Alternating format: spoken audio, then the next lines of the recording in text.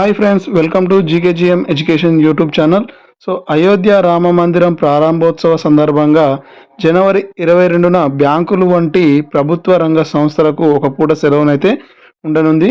BJP పాలిత రాష్ట్రాలు సైతం హాలిడే ప్రకటించాయి. ఉత్తరప్రదేశ్ విద్యా సంస్థలు, లిక్కర్ షాపులు మూసివేయాలన్నారు.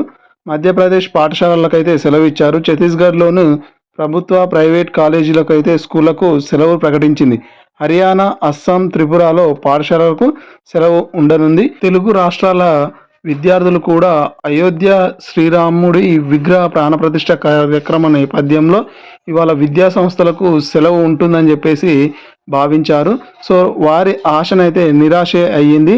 తెలుగు రాష్ట్రాల ప్రభుత్వాలు నేడు సెలవు ప్రకటించలేదు. దీనిపై తెలంగాణ హైకోర్టులో పిల్ వేసిన విచారణకు రాలేదు.